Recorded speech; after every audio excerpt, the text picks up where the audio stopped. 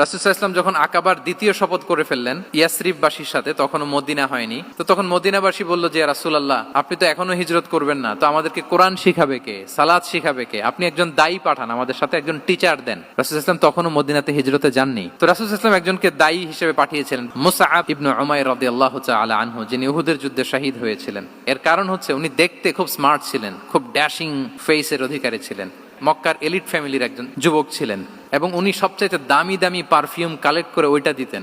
উনি মক্কার কোনো রাস্তা দিয়ে হেঁটে গেলে লোকজন বুঝতো এই রাস্তা দিয়ে কিছুক্ষণ আগে হেঁটে গিয়েছে মুসআব ইবনে উমাইর।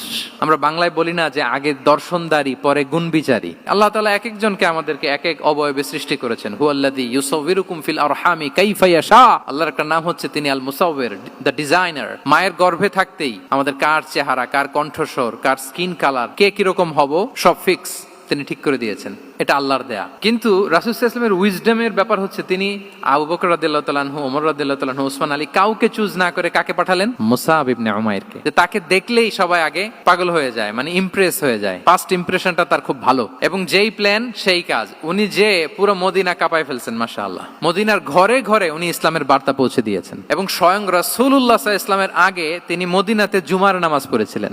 কারণ জুমার বিধান আসছে, কিন্তু মক্কা এমন একটা ল্যান্ড যেখানে এখনো জুমা পড়া আবশ্যক হয় নাই, চারদিকে কুফর বেষ্টিত। তো রাসূল সাল্লাল্লাহু আলাইহি ওয়াসাল্লাম লোক পাঠিয়েছেন যে জুমার বিধান এসছে, মুসাব তুমি কিন্তু মদিনায় যারা আছে তাদেরকে নিয়ে জুমা পড়ে ফেলো। তো মুসাব রাদিয়াল্লাহু তাআলা আনহু স্বয়ং রাসূলুল্লাহ সাল্লাল্লাহু আলাইহি ওয়াসাল্লামের আগে রাসূল সাল্লাল্লাহু আলাইহি ওয়াসাল্লামের পারমিশন নিয়ে মদিনাতে জুমা কায়েম করে ফেলছে।